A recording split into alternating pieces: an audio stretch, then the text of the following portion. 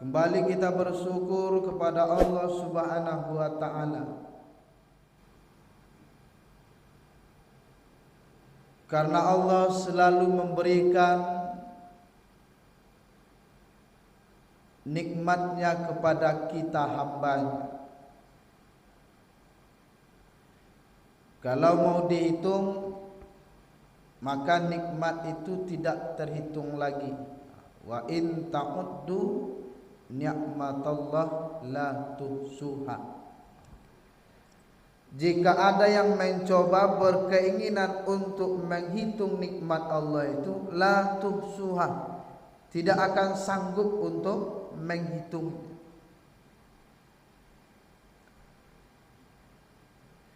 Karena begitu banyaknya nikmat yang diberikan oleh Allah kepada kita manusia, baik yang tampak maupun tidak tampak, baik yang terasa maupun tidak terasa, baik jumlahnya besar maupun jumlah yang kecil. Tapi manusia kadang-kadang banyak yang tidak mensyukurinya.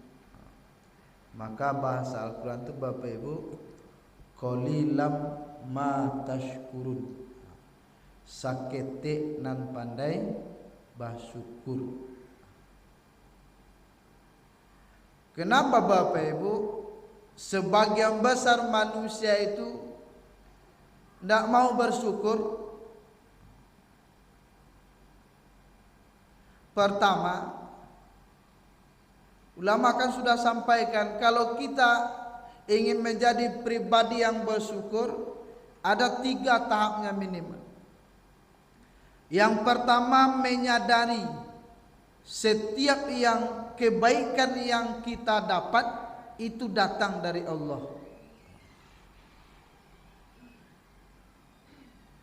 Apa saja kebaikan yang kita rasakan, yang kita peroleh, kalau kita sadari itu datang dari Allah, itu berkat pertolongan Allah, Allah yang memberikan, pasti kita akan bersyukur.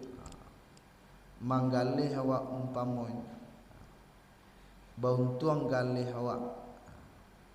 Kalau awak menyadari Bapak Ibu, bauntuang galih ko iko pertolongan Allah, maka akan bersyukur. Keluar dari lisannya itu alhamdulillah. Kalau indah, bauntuang mana galih itu untuangnya banyak tapi tidak disadari itu datang dari Allah, kadang membuat kufur nikmat. Contohnya, iko bauntuang ko de ambo santiang mangalih, karena baik model kadainya, caru manggalenyo ambo bana yang hebat, ituang-ituangnya masak. Kalau sudah seperti itu, maka akan terkikis rasa syukurnya kepada Allah. Karena apa yang diperolehnya, dia tidak menyadari dan dia tidak mengakui bahwa setiap kebaikan yang ia rasakan itu adalah pertolongan dan kebaikan yang diberikan oleh Allah kepada dirinya. Sehat awak sadari kesehatan ko Allah yang memberikan.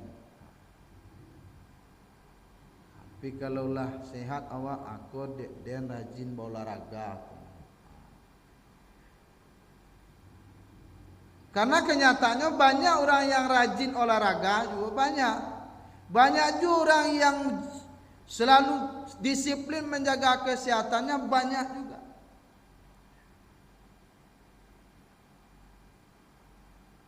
Tapi kan tidak setiap orang yang rajin olahraga itu badannya sehat. Yang kedua Bapak Ibu, yang harus awak pahami, kebaikan yang diberikan oleh Allah itu adalah yang terbaik buat kita. Yang terancak bi awak, Jadi segala situasi yang kita rasakan hari ini itulah yang terbaik. Yang terbaik menurut Allah dalam pandangan Allah buat kita manusia. Ya kalau sakit awak itu yang terbaik. Karena mungkin dengan awak sakit, awak menyadari bahwa kita manusia ini sangat lemah. Mungkin lewat sakit kita temukan, kita memahami bahwa Allah itu yang maha kuasa. Karena ketika sakit Bapak Ibu, kalau awak biaya pribadi ubeknya ndak tanggung-tanggung mahal. Baru ubek susah. Lakian kamari baru ubek nama penyakit ko ndak kunjung sehat. Nah, ketika kita menyadari bahwa penyakit itu dalam posisi situasi itu yang terbaik, sehingga awak nak mengeluh. Aku awak saya sakit. Sementara awak rajin solat.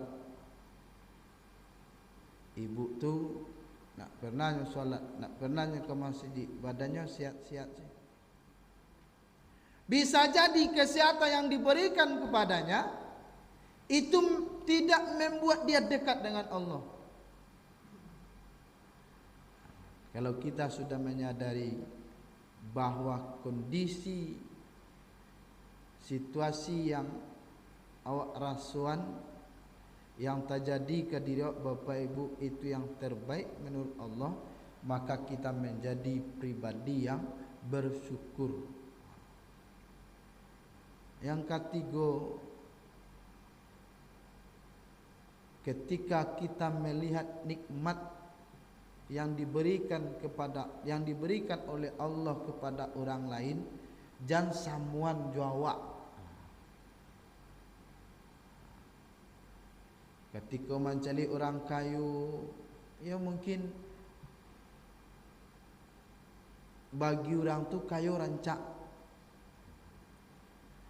sehingga bersyukur.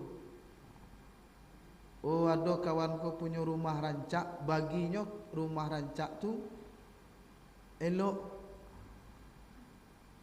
Bagi awak ikonan elok apa adoe se pas-pasan. Pas kembali oto, pas ada pitih.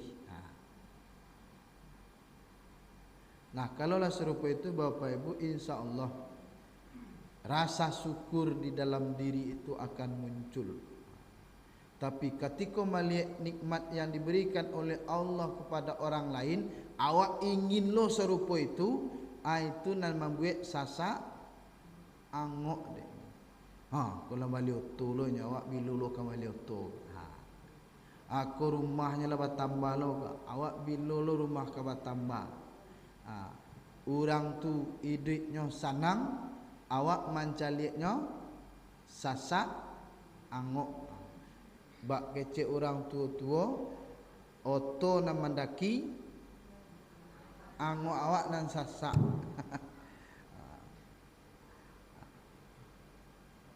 Oto mendaki awak yang sasak angok.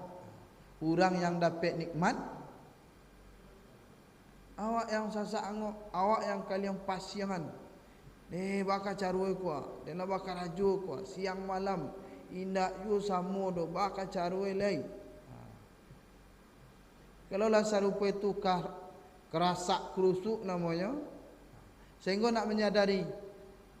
Padahal kalau kita lihat yang diberikan oleh Allah kepada kita, bisa saja yang terbaik dan lebih baik dibandingkan yang diberikan kepada orang lain. Ya kadang mau mencari orang tu saya rumahnya rancak, otonya banyak, tapi ada yang kurang di dalam dirinya. Contoh salah satunya, dirinya kurang sehat. Yotonya rancak, otonya basi, rumahnya basi, buat tingkik nolai, tapi nyo penyakit yang ditangguangannya banyak.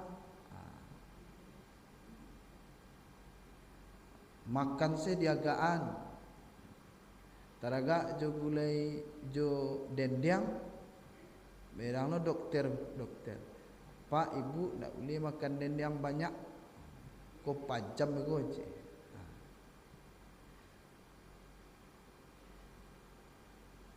Laya do tu AC, tapi tidak boleh pakai AC.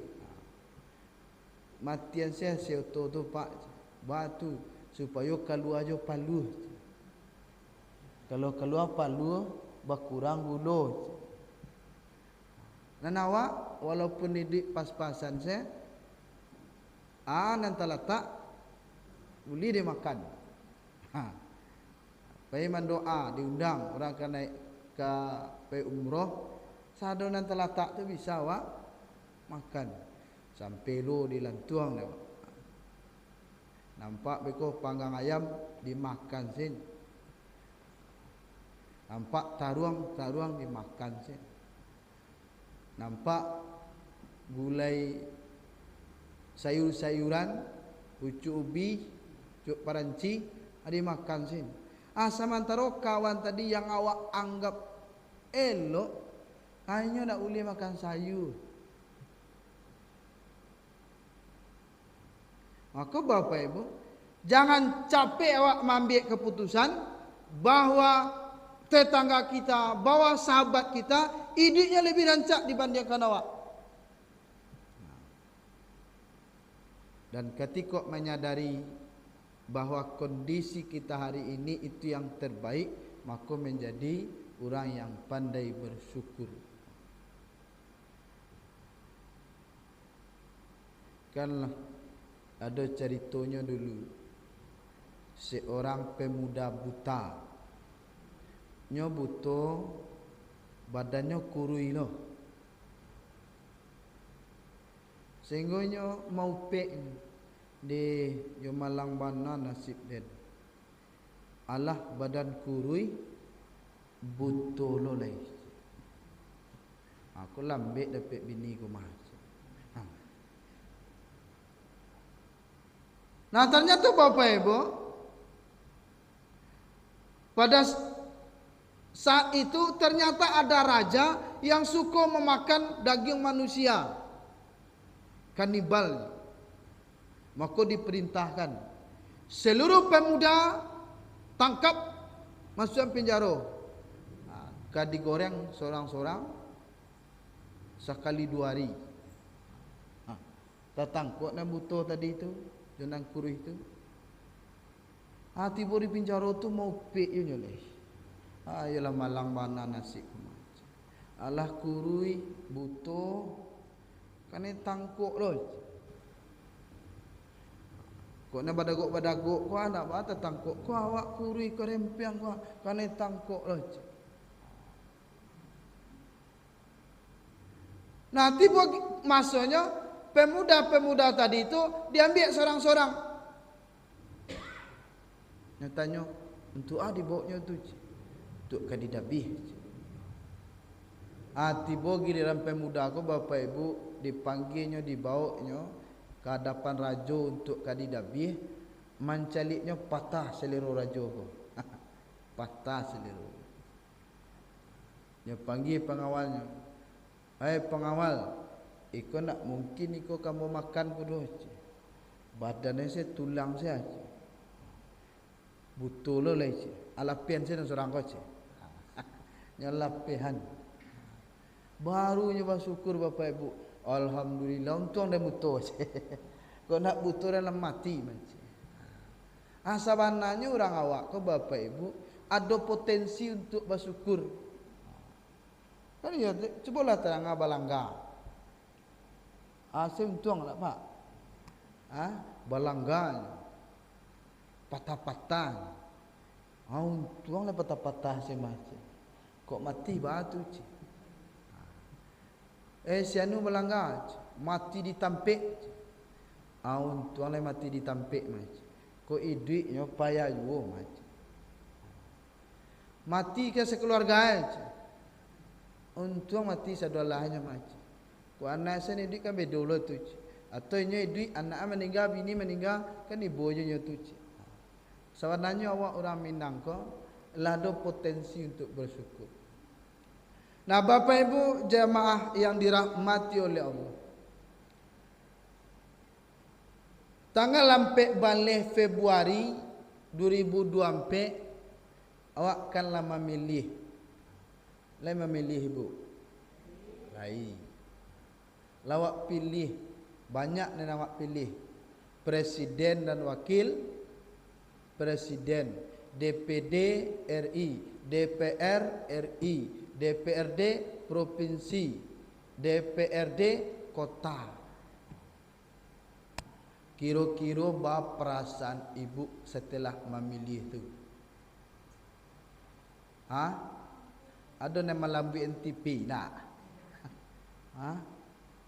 Setelah memilih ada nama berang-berang mencelik TV keluar quick count-nya tu. Ketika pasang tanya presiden Anies, Prabowo, Ganjar. Alai tanang sibuk mencelik quick count tu. Ada nama merang kelaki nak. Kadang-kadang nampak quick count tu Anies 25%, Prabowo 57%, Ganjar 7%. Ada yang mencalik TV itu, pas udahnya pulang, langsung dia bilang, aku gara-gara udah aku macam. Dan suruh tadi memilih Anies, dah pilihnya Prabowo aja. Ada apa? Lain tak? Kalau tidak, alhamdulillah. Sebab ada yang tak itu. Nyatanya orang cik-cik, saya pilih tadi. Alai semua pilihan awak mak, bah kok kalah juga. Lah Bapak Ibu, hal seperti itu sudah pasti akan terjadi. Kalau nya 3 pasang, pasti ada nang kemanang. Enggak salah seorang. Sebab kalau 3 lo presiden mak payah lo ada. Namu ibu dilantik jika 3-3-nya. Maka Bapak Ibu secara psikologi spiritualnya Bapak Ibu, ayat ini sudah menjelaskan ma asoba mim musibah, setiap kejadian yang terjadi di bumi, fil ardi wala fi anfusikum, yang terjadi di bumi dan yang terjadi pada dirimu, itu sudah tertulis, sudah ditetapkan oleh Allah Subhanahu wa taala sebelum berlaku.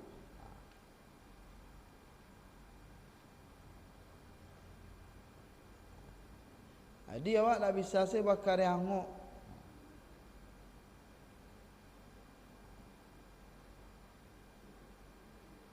Yang jalihkan awak lah memilih lah. Nyo kon manang di Sumbar. Sumbar manang Indonesia aku kan tak Sumbar sen. Seluruh suara tu dikumpulan, dihitung suara tu seluruh Indonesia, man banyak suaranya itu nan manang. Awak kan 56%, 56% awak tu kalau dibawa ke Pulau Jawa, sebenarnya nak perlu suara awak deh untuk menentukan presiden. Sebab pemilih Jawa tu Bapak Ibu berdasarkan data pemilih sekarang lebih dari 100 juta. 50 sekian persen. Nah, artinya apa Bapak Ibu? Kita sebagai orang-orang yang beriman terkait dengan pemilu, awak harus tarimo dengan lapang dado. Nak perlu marabu-rabu. Nak perlu berang-berang. Awak berang-berang. Amekonya jadi menteri loh.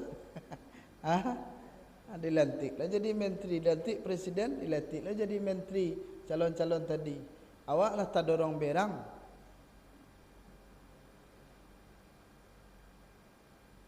Awak tak dorong bercakap ya kawan.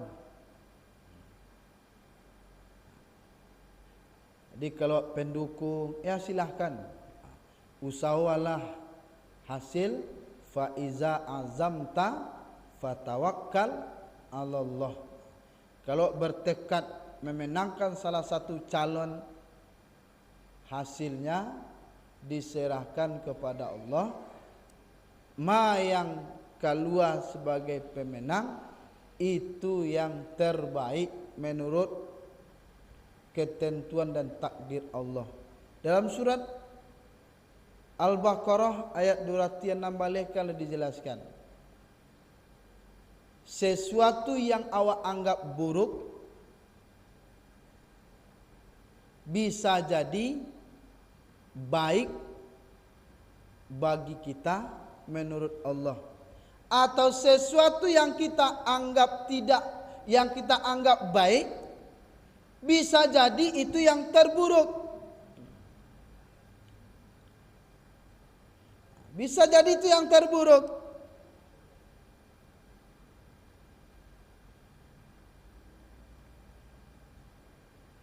Mungkin menurut kita pasangan ini yang terbaik. Nah, menurut ketentuan Allah, ini rahasia Allah yang tahu. Bisa jadi itu yang terbaik untuk bangsa kita dalam pandangan Allah Subhanahu wa taala. Kalau disampaikan salah satu calon itu, kalau saya jadi presiden berarti saya diizinkan Allah. Kalau saya gagal untuk jadi presiden berarti bisa jadi Allah selamatkan saya.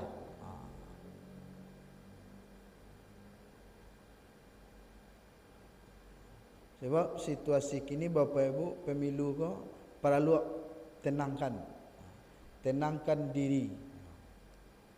Sebab kini lah banyak nampan yang paniang mencari metong-metong suara, dikumpul cik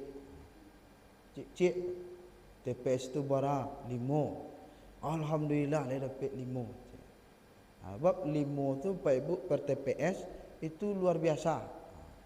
Kalau di Kuranji ko, masuk Kuranji. Kuranji ko kalau 5 se per TPS kali sampai ratu yang nambah TPS, akanlah sekitar 2000 suara. Bisa duduk.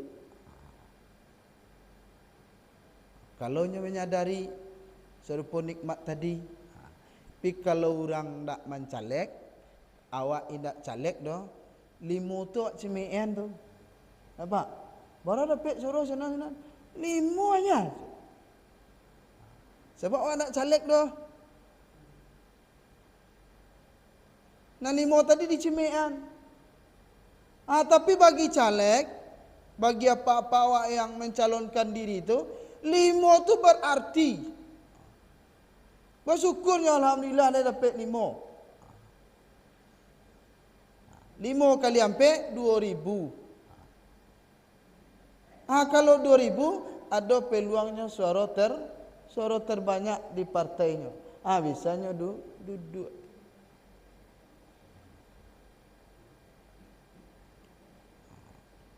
Kini kalau mulai. Kini secara jadwalnya pleno di kecamatan. Nanti malam tu mulai pleno menghitung suara per kecamatan. Itulah nampak sianan kaduduk, sianan tak duduk. Nah, bagi kita umat Islam, kita orang-orang yang beriman, melihat situasi pemilu hari ini, sikap kita setelah pemilihan ini apa? Pertama, sianan menang, sianan kalah, itu adalah takdir dan ketentuan Allah. Lainamu awak seluruh awak ko ingin karate suaro berubah hasilnya. Kalau tidak kecil Allah, tidak akan berubah. Sebab tinta itulah, tinta pemilulah habis, karate suarolah tercoblos. Kini tinggal penghitungan. Maka awak sebagai orang-orang yang beriman, ini dilihat sebagai ketetapan yang telah ditetapkan oleh Allah Subhanahu wa taala. Awak cuman menjalani suratan takdir yang telah ditetapkan oleh Allah Subhanahu wa taala. Nah, ketika kita menerima ketetapan ini Bapak Ibu, kita termasuk pendukung yang kalah. Jangan pula bersedih hati, jangan pula stres. Jangan tak makan awak. Nih, mana makan? Badatuh nasi dimakan. Namu yang makan. Kalau nak namu makan awak Bapak Ibu, tentu penyakit nan tibo. Banyak nak namu makan sehari 2 hari naik asam lambung. Kalau asam lambung naik, dado sasak angok. Sasak angok lama-lama ritan serupa itu, bisa-bisa angok tu pahing. Nah, sekarang luar biasa Bapak Ibu. Kita lihat di media sosial luar biasa. Kekecewanya luar biasa. Nah, bagi kita umat Islam, berdasarkan Al-Quran, pemilu itu adalah ujian.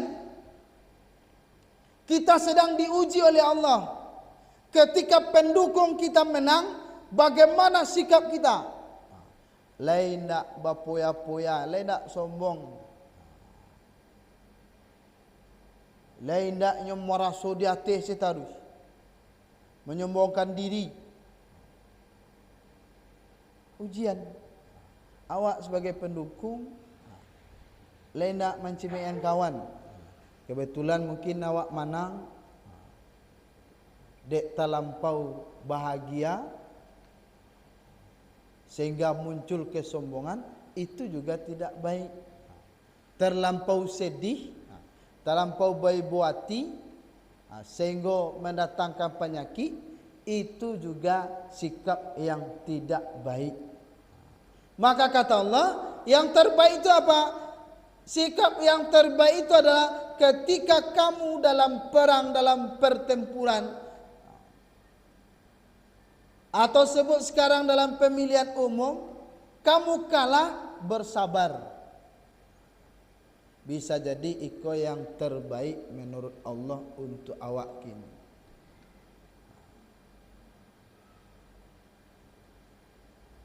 Baik buati boleh, tapi jangan sampai nak makan. Kalau kita pendukung yang menang, bagai ujian.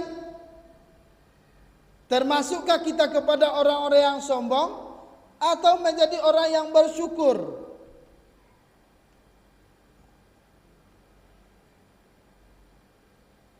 Jadi Bapak Ibu, itu manfaatnya.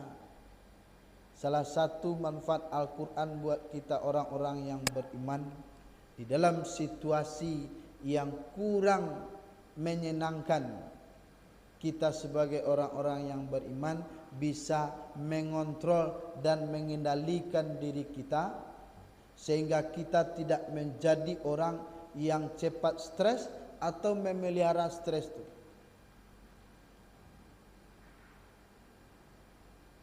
Bersedih boleh, tapi tidak baik buati salamun. Nah begitu juga, atau kita ditimpa musibah lainnya, meninggal orang yang dicintai, meninggal orang yang disayangi. Di kehidupan dunia ini Bapak Ibu, semua orang akan merasakan itu. Ndak awak sini. Nabi sendiri, karena dicerita di peringatan Isra Mi'raj kemarin, Nabi sendiri pernah ditinggalkan orang-orang yang dicintainya. Siapa orang yang dicintainya? Istrinya.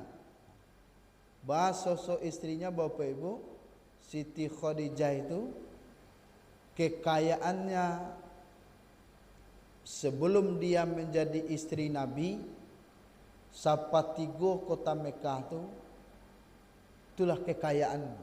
Bayangkan, Sapatigo kota Mekah, kekayaan. Nah, di saat dia menikah dengan Nabi, mau meninggal, akan mati Bapak Ibu, yang terjadi, nyo meninggal tu memakai baju batumbuk, baju batumbuk-tumbuk. Ibu ada pakai baju batumbuk-tumbuk. Dak, ko Siti Khadijah tu ke meninggal, bajunya batumbuk-tumbuk. Ndak lo ciek tumbuknya. Dalam riwayat diceritakan tumbuknya itu pada banyaknya 80 buah tumbuknya. Bayangkan, dari orang yang kaya raya menjadi orang yang miskin. Nah, istri yang seperti itu yang meninggalkan Nabi, manakah sedih? Sehingga pada suatu kali Bapak Ibu, Nabi ko jo orang rumahnya kan mesra. Tanda mesranya Bapak Ibu, suatu kali Nabi ko tiduran di paho Siti Khadijah. Lalu nyebele-bele rambut Nabi ko, nyebele-bele rambut. Itu tanda mesranya. Di dalam keadaan seperti itu Bapak Ibu, ternyata Siti Khadijah ini menetes air matanya. Air matanya menetes itu Bapak Ibu karena ikapipi Nabi. Sehingga Nabi ko batanyo. Kalau suami batanyo ke istrinya, baca batanyo tu Bapak Ibu. Ba Khadijah, ba kok manangi. Manyasa mendapat ambo sebagai suami.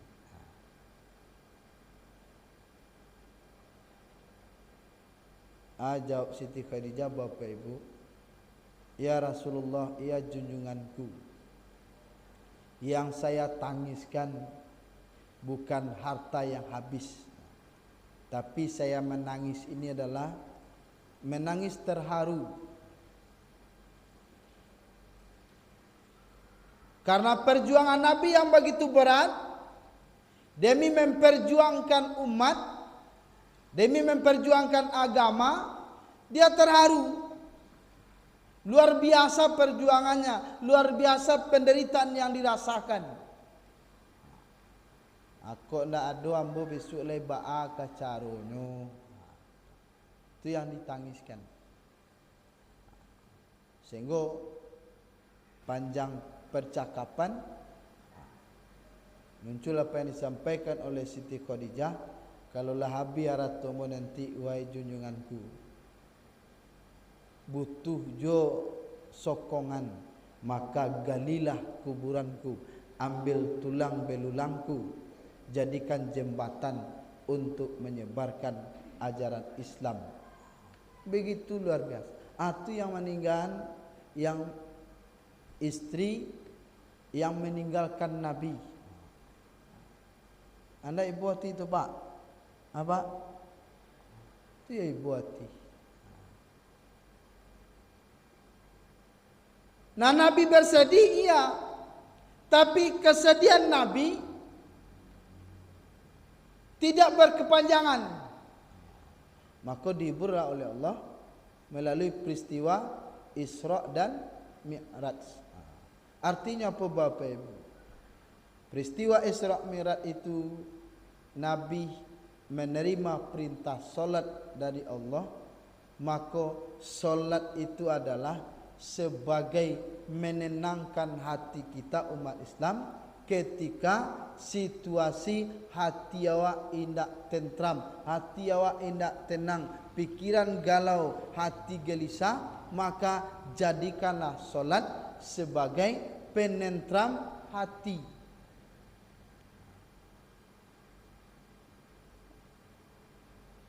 Al-Quran sudah memberikan isyarat, ya ayyuhallazina amanusta'inu bis-sabri was-shalah. Maka jadikan sabar dan solat sebagai penolong. Nah, ketika kita menghadapi situasi hari ini,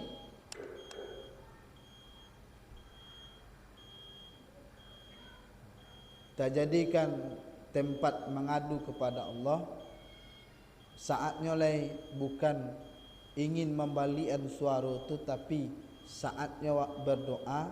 Mudah-mudahan orang-orang yang terpilih menjadi pemimpin kau dibimbing dan mendapat hidayah oleh Allah Subhanahu wa taala, sehingga bisa memimpin kita kepada yang lebih baik dan bisa menunaikan janji-janjinya yang diucapkan selama ini. Mungkin itu saja Bapak Ibu yang dapat kita sampaikan pada pertemuan kali ini. Terima kasih atas segala perhatian. Mohon maaf atas segala kekurangan. Wabillahi taufik wal hidayah. Assalamualaikum warahmatullahi wabarakatuh. Ya Nabi salam alaika, ya Rasul salam alaika, ya Habib.